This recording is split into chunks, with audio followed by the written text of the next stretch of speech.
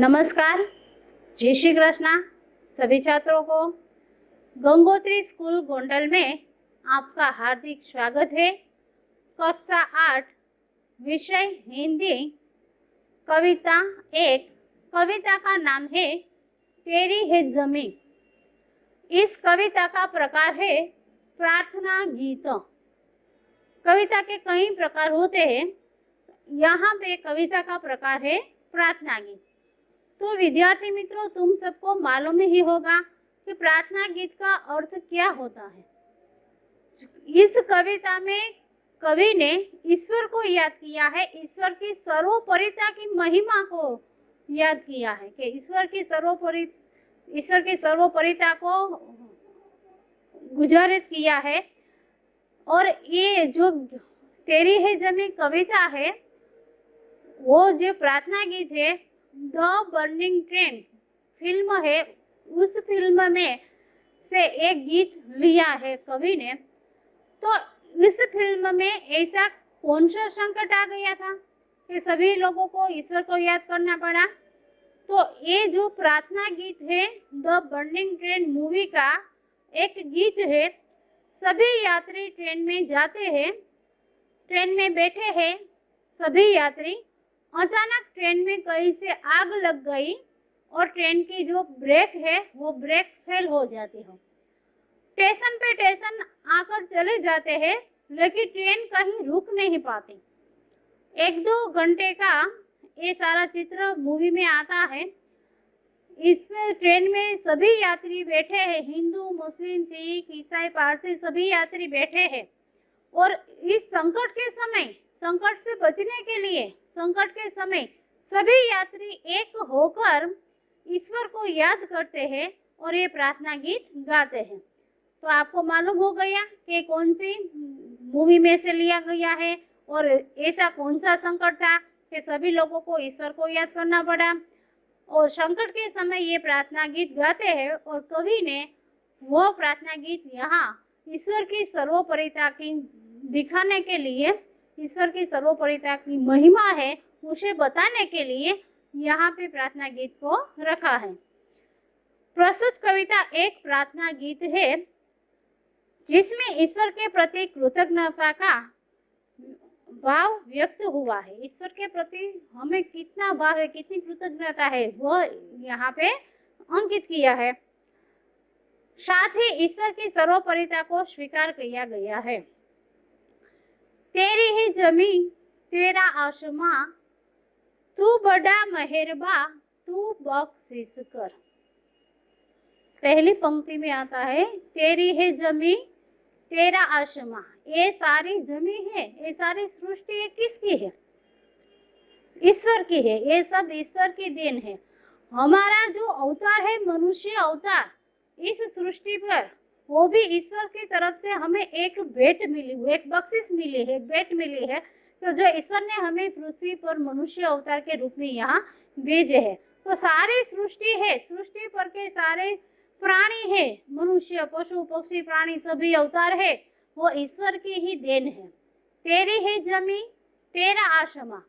जमीन का अर्थ होता है जमीन, भूमि, जमीन। तेरी है जमीन, कवि ईश्वर से कहते हैं कि सृष्टि पर की सारी जमीन है, सारी भूमि है, वो तुम्हारी है। न तो यहाँ के कोई भी सृष्टि पर के कोई भी प्राणी की ये जमीन है, ने ईश्वर की देन है। ईश्वर की तरफ से हमें एक बख्शिश मिली, एक भेंट मिली है, उपहार के रूप में मिले है। तो तेरी है जमीन तेरा आसमां। आसमां भी ईश्वर का है। कोई भी मनुष्य ये नहीं कह सकता कि मैं जहाँ पे रहता हूँ, मेरे ऊपर जो आसमान है वो भी मेरा है, वो ये जमीन भी मेरी है। हमारा कुछ भी नहीं है। और ईश्वर की तरफ से हमें कुछ भेंट मिली है। ये जमीन पर हमें एक अवतार मिला है, वो ईश्वर की तरफ से हमें भेंट मिले। यहाँ पे और तो वहाँ पे कुछ भी हमारा नहीं है। ये सब कुछ ईश्वर का है, ये सब ईश्वर का बनाया हुआ है। आसमां भी ईश्वर ने बनाया, जमीन भी ईश्वर ने बनाई। तेरी है जमीन तेरा आसमां। ईश्वर की जमीन है, भूमि है, सारी सृष्टि ईश्वर की है, आसमान भी ईश्वर का है। तू बड़ा मेहरबा, मेहरबा यानी कि दयालु है। ईश्वर दयालु है, कृपालु है। कोई भी भक्त ईश्वर के सामने दो हाथ जोड़कर सिर नमाकर जो सच्चे दिल से ईश्वर को याद करता है तो ईश्वर उसे अवश्य संकट से मुक्त करता है। तो तू है बड़ा मेहरबान। ईश्वर के दिल के अंदर खूब दयालु होता है। ईश्वर दिल से खूब दयालु होता है। सच्चे मन से याद करने पर वो हमारा संकट दूर करता है। तू है बड़ा मेहरबान, तू बख्शिश कर। बख्शिश का अर्थ होता है उपहार। हे ईश्वर, इस सृष्टि पर तुमने जो हमें मनुष्य अवतार दिए हैं, तुम्हारी मर्जी से हम आए हैं यहाँ पे, तो तू हमारा ध्यान रखना, हम पर नजर रखना, हमारा ध्यान रखना। तेरी है जमीन, तेरा आसमां, तू है बड़ा मेहरबान, तू बख्शिश कर। हे ईश्वर, ये जमीन भी तुम्हारी है, आसमान भी तुम्हारा है। तुम दिल से बहुत दयालु है, मेहरबान है।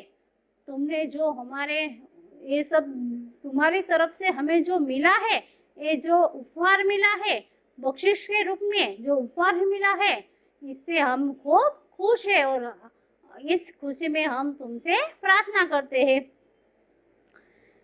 तू है बड़ा मेहरबान, तू बख्शिश कर। सभी का है तू, सभी तेरे। जो सृष्टि पर सारे जीव होते हैं सभी ईश्वर की देन है। सारे जीव, पशु पक्षी मानव, सभी ईश्वर की देन है और सभी का ईश्वर है। ईश्वर एक ही है। God is one. આપણે ઘણીવાર એવા સુવિચાર પણ લખીએ છીએ, ગોડ ઇઝ વન। ईश्वर एक જ છે। हे ईश्वर, तू एक ही है, हम सब तेरे है। तू हम में है, हम तुझ में है। सभी का है तू, सभी तेरे। तू हे ईश्वर, तू एक ही है, हम सब तुम्हारे हैं, तू एक ही है। तू बख्शिश कर, खुदा मेरे तू बख्शिश कर। ईश्वर के कई नाम है। राम कहो, रहीम कहो, खुदा कहो, ईश्वर कहो, भगवान कहो, सब एक ही है। नाम अलग अलग है लेकिन ईश्वर तो एक ही है। हे खुदा मेरे, हे मेरे अल्लाह, हे मेरे खुदा, तू हम पर बख्शिश कर। सभी का है तू, सभी तेरे, खुदा मेरे तू बख्शिश कर। हे ईश्वर, हम सभी प्राणी तुम्हारे हैं, तू हम सब में है।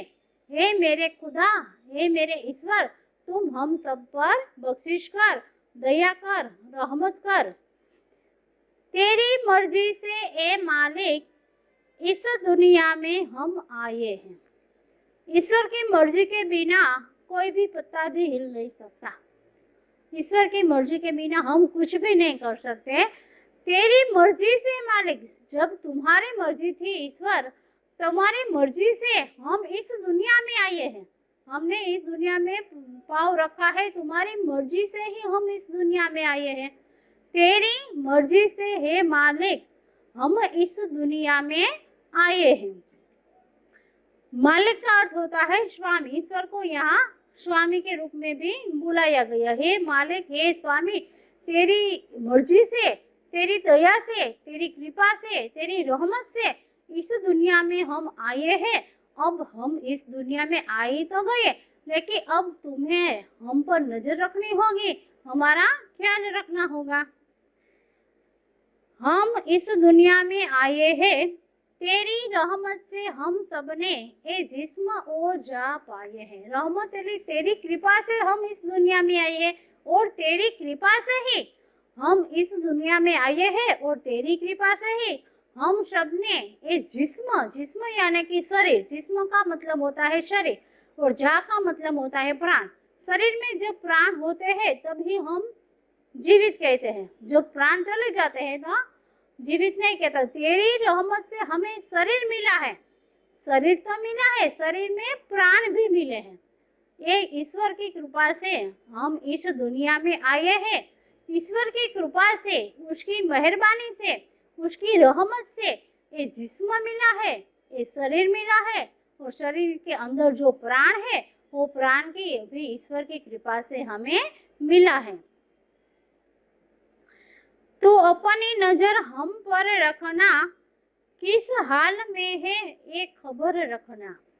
हे ईश्वर, हम इस दुनिया में आए हैं, तेरी कृपा से जिस्म मिला है, जिस्म के अंदर ये जा भी तेरी कृपा से मिले हैं, और हम किस हाल में है, इस दुनिया में आकर हम किस हाल में हैं, तो तुम अपनी नजर हम पर रखना। हम सब मानव जब संकट में होते हैं तभी ईश्वर को याद करते हैं, कोई भी मुश्किली में होते हैं तब ईश्वर को याद करते हैं, और ईश्वर तो सच्चे दिल से याद करने पर ईश्वर हम संकट से मुक्त करते हैं। तो हमें सबसे पहले ईश्वर की कृपा से यहाँ आए हैं, उसकी कृपा से जिस्म मिला है, उसकी कृपा से जिस्म के अंदर जा भी मिला है, और ईश्वर हम पृथ्वी पर आ ही तो गया, तुम हम पर नजर रखना, हमारा ख्याल रखना। तू चाहे तो हमें रखे, तू चाहे तो हमें मारे। ईश्वर जब चाहे तब हमें मार भी सकता है, जब चाहे तो हमें जीवित कर भी सकता है। हम जीवित रहे या मृत हो जाए, मरे, ये सब तुम्हारे हाथ में है। तू चाहे, तेरी मर्जी से हम जी भी सकता है, तेरी मर्जी से हम मर भी सकता है। तेरे आगे झुका के सर खड़े हैं आज हम सारे। हे ईश्वर, आज हम तेरी प्रार्थना करने के लिए तेरे आगे सर झुकाकर, दो हाथ जोड़कर तेरी प्रार्थना करते हैं, तेरी याचना करते हैं। हे ईश्वर, हम पर नजर रखना, हमारे पर रहमत करना। तेरे आगे झुका के सर खड़े हैं आज हम सारे, ओ सबसे बड़ी ताकत वाले। ईश्वर के सामने दूसरा कोई बड़ा ताकत वाला नहीं। सृष्टि में सबसे बड़ी ताकत वाले है तो वो है ईश्वर। तो ऐसा प्रश्न भी किया जाता है कि ईश्वर के आगे सर झुकाकर हम क्यों खड़े हैं? क्योंकि ईश्वर सबसे बड़ी ताकत वाला है, सर्वशक्तिमान है, सबसे बड़ी ताकत वाला है, इसलिए हम उसके आगे सर झुकाकर, दो हाथ जोड़कर प्रार्थना करते हैं और ईश्वर संकट से हमें मुक्त करते हैं।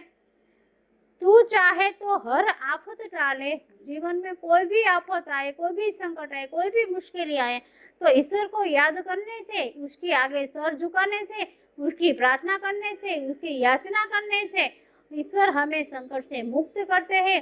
इसलिए हम ईश्वर के प्रार्थना करते हैं।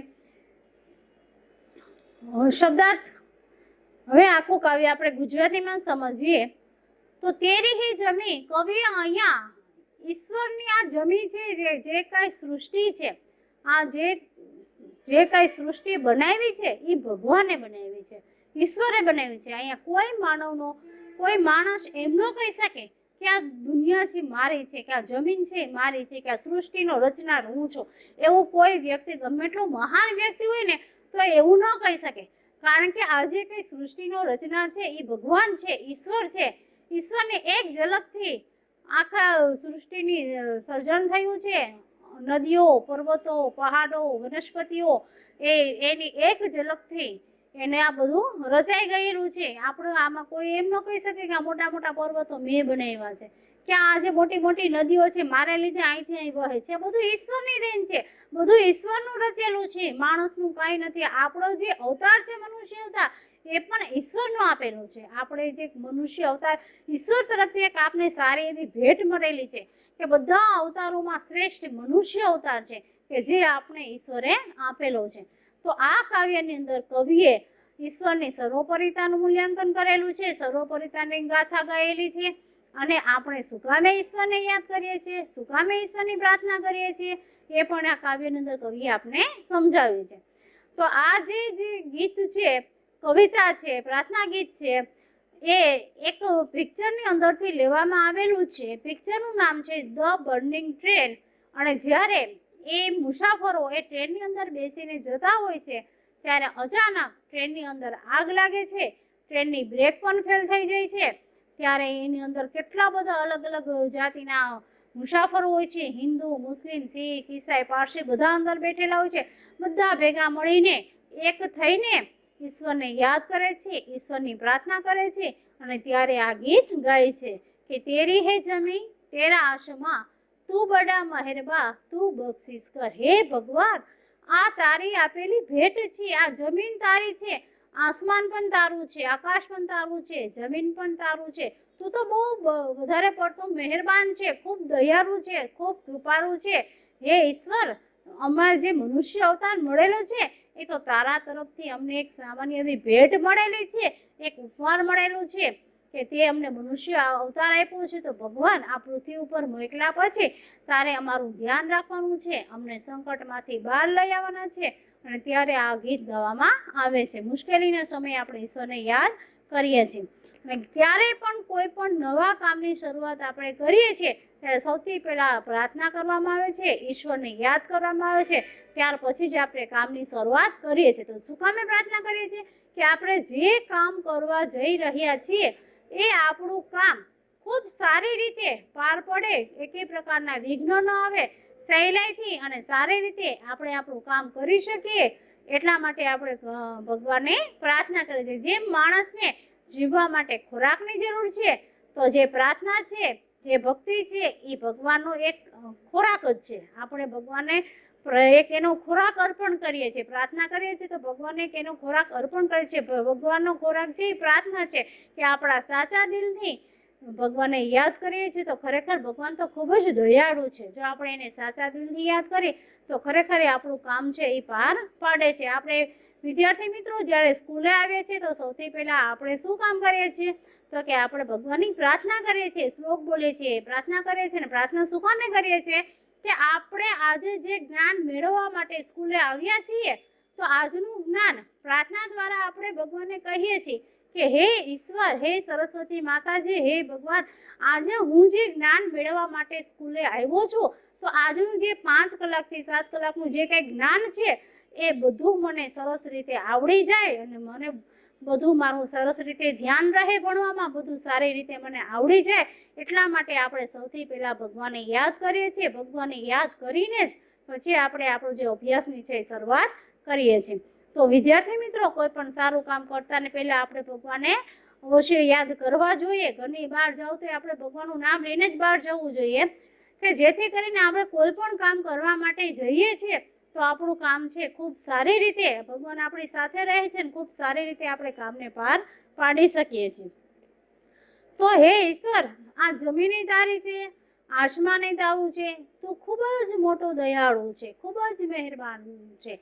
તો તે જે અમારી ઉપર દયા રાખી છે, બક્ષિસ અમને જે આપી છે, એક મનુષ્ય અવતાર આપીને અમારી ઉપર જે એક ઉપહાર આપ્યો છે મનુષ્ય અવતાર તરીકેનો, તો હે ઈશ્વર, હવે આ દુનિયામાં અમે આવ્યા છીએ તારી મરજીથી જ અમે આ દુનિયાની અંદર આવ્યા છે. અને તારી મરજીથી આ દુનિયામાં આવ્યા પછી અમને આ સરસ મજાનું શરીર અને શરીરની અંદર સરસ મજાનું જીવ મળેલું છે. જો માત્ર શરીર આપ્યું હોત ને જીવ ન આપ્યો હોત કુદરતે તો નિર્જીવ વસ્તુ. આ બેન્ચ છે નિર્જીવ છે. તમે જુઓ છો કે સજીવ ને નિર્જીવ તમને ખબર જ પડે છે કે સજીવ કોને કહેવાય, નિર્જીવ કોને કહેવાય. જો આપને માત્ર શરીર આપ્યું હોત ઈશ્વરે, પણ શરીરનો અંદરનો જે પ્રાણ છે, જે જીવ છે એ ન આપ્યો હોત તો આપણે ચાલી ન શકીએ, બોલી ન શકીએ, એક નિર્જીવ વસ્તુની જેમ આપણે એકને એક જગ્યાએ બેઠા રહીએ. તો ઈશ્વરે આપને સરસ મજાનો મનુષ્ય અવતાર આપ્યો, સરસ મજાનું શરીર આપ્યું અને એની અંદર જીવ પણ આપેલો છે. તો હે ઈશ્વર, જો તારી ઈચ્છા હતી ત્યારે આ બધું અમને જીવ મળ્યો છે, શરીર મળ્યું છે. હવે તો ભગવાન, સંકટના સમયે તું અમારું ધ્યાન રાખજે. અમને પૃથ્વી પર મોકલ્યા પછી સતત તું તારી નજર અમારી ઉપર રાખજે. અમને બધા સંકટોમાંથી બહાર લઈ આવજે, બધા સંકટો અમારામાંથી દૂર કરજે. અને હે ઈશ્વર, જ્યારે અમે તને યાદ કરી ત્યારે તું અવશ્ય અમારું કામ કરજે. तेरी मर्जी से मालिक इस दुनिया में हम आए हैं, तेरी रहमत से हम सबने जिस्म और जान पाए. तारी कृपाથી સરસ મજાનું શરીર મળ્યું, શરીરની અંદરનો પ્રાણ મળેલો છે. તું હવે તારી નજર અમારી ઉપર રાખજે અને કોઈ પણ ગમે એવી હાલતમાં, ગમે એવી સંકટ સમયમાં, ગમે એવી હાલતમાં, ગમે એવી મુશ્કેલીમાં તું અમને મુશ્કેલીઓથી બહાર લઈ આવજે. તારી પ્રાર્થના કરવાથી અમે સંકટમાંથી મુક્ત થાશું, સંકટમાંથી દૂર જાશું. તું ચાહે તો હમે રખે, તું ચાહે તો હમે. મારે હે ઈશ્વર, જો તું ધારે ને તો અમને, મનુષ્યને, પશુ પક્ષી પ્રાણી બધાને જો તું ધારે ને તો જીવતા રાખી શકે છે. તું ધારે તો અમને બધાને મારી પણ શકે છે. હે ઈશ્વર, અમારી જિંદગી અને અમારું મોત એ બંને તારા હાથમાં છે. કોઈ એવું કહી શકે કે આને જ્યારે ઈચ્છા પડે ત્યારે મરી જાય છે, ઈચ્છા પડે ત્યારે પાછો જીવતો થઈ જાય છે? એ વસ્તુ આપણા હાથમાં, માણસના હાથમાં છે જ નહીં. જિંદગી અને મૃત્યુ એ બે વસ્તુ ઈશ્વરના હાથમાં છે. ઈશ્વર જ્યારે ધારે છે ત્યારે આપણે મારી પણ શકે છે, જ્યારે ધારે છે ત્યારે આપણે જીવાડી પણ શકે છે, જિંદગી આપી પણ શકે છે. તેરે આગે ઝુકા કે સર ખડે હે હમ સારે. હે ઈશ્વર, આજે તારે આગળ બે હાથ અને મસ્તક નમાવીને, હે ઈશ્વર, આજે અમે તને યાદ કરીએ છીએ, કે આજે અમે પ્રાર્થના કરીએ છીએ તારી, સંકટમાંથી અમને મુક્ત કરશે, એવી પ્રાર્થના કરીને અમે બે હાથ જોડીને મસ્તક નમાવીને તારે પ્રાર્થના કરી છે, યાચના કરીએ છીએ. પ્રાર્થનાનો બીજો અર્થ થાય છે યાચના, બંદગી. तू चाहे तो हमें रखे, तू चाहे तो हमें मारे, तेरे आगे झुका के सर हम खड़े हैं सारे. ओ सबसे बड़ी ताकत वाला, આ સૃષ્ટિ ઉપર સૌથી વધારેમાં વધારે તાકાત વાળો હોય તો એ છે ભગવાન. કોઈ એવું કીધું કે ભગવાન કરતા વધારે શક્તિશાળી છે? કોઈ છે જ નહીં. ઈશ્વર ધારે તે કરી શકે છે. ઈશ્વર ધારે ત્યારે મારી શકે છે, ધારે ધારે જીવાડી શકે છે. બધા કરતા સર્વોપરિતા બધામાંથી હોય ને તો એ છે ઈશ્વરને.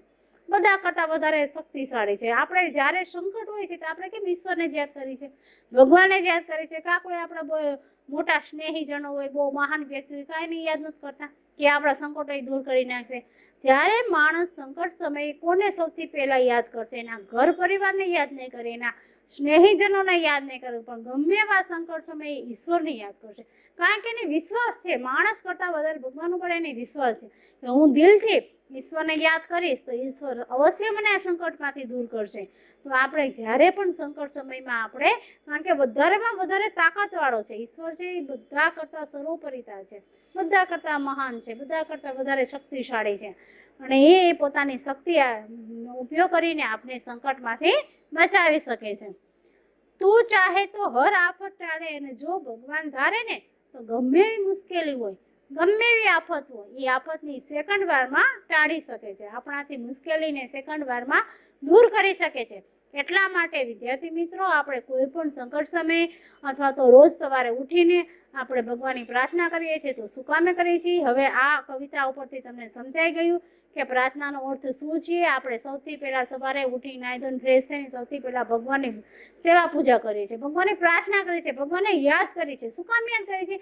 કે આજનો જે મારો દિવસ છે, કે આજના દિવસમાં હું જે કંઈ કામ કરવાનો છું, કે કામ કરવાની છે, મારું બધું કામ, તમામે તમામ કામ એકદમ સરળતાથી પાર પડી જાય, એક પ્રકારના વિઘ્નો ન આવે. હે ભગવાન, હું તને યાદ કરીને જ મારા નવા કામનો આરંભ કરું છું, શરૂઆત કરું છું તારી પ્રાર્થનાથી. તો આજનો મારો દિવસ છે, કે આજનું મારું જે કંઈ કામ છે એ સરળતાથી પાર પડી જવું જોઈએ. અને આપણે ભગવાને મનુષ્ય અવતાર આપ્યો છે, તો પૃથ્વી ઉપર આવીને આપણે રાતને દિવસ સતત ભગવાનને યાદ કરતા રહેવું જોઈએ. કારણ કે એના થકી અમને આ મનુષ્ય અવતાર, જે 84 લાખ અવતારમાં સર્વશ્રેષ્ઠ અવતાર છે તે મનુષ્ય અવતાર છે, અને ભગવાનની કૃપાથી જ આપને આ અવતાર મળેલો છે. તો આપણે ક્યારે ભગવાનને ભૂલવા ન જોઈએ. વિદ્યાર્થી મિત્રો, તો આજનું આ જે કાવ્ય છે તમને બરોબર સમજાઈ ગયું હશે. તો હવે આપણે થોડુંક એનું વ્યાકરણ જોઈ લઈએ. શબ્દાર્થ: બક્ષિસ, ઉપહાર, માલિક, સ્વામી, રહમત, કૃપા. કૃપા એટલે મહેરબાન, એવો પણ અર્થ થાય છે, દયાળુ, મહેરબાન. આફત તો મુશ્કેલ, સંકટ, એવો પણ અર્થ થાય છે. મહેરબા તો દયાળુ, જિસ્મ તો જરૂર શરીર, જા તો પ્રાણ. વિલોમ શબ્દ જોઈએ એના: જમી તો આસમાન, માલિક તો નોકર, મૃત જીવિત, તાકાતવાન કમજોર, અપના પરાયા, ખબર બેખબર, અંધકાર પ્રકાશ. તો વિદ્યાર્થી મિત્રો, આજનું જે આ કાવ્ય છે એ તમને બધાને બરોબર સમજાઈ ગયું હશે. હવે નેક્સ્ટ લેક્ચરમાં આપણે પાઠ બીજો એ આગળ ભણીશું. ત્યાર સુધી બધાને ધન્યવાદ. Thank you.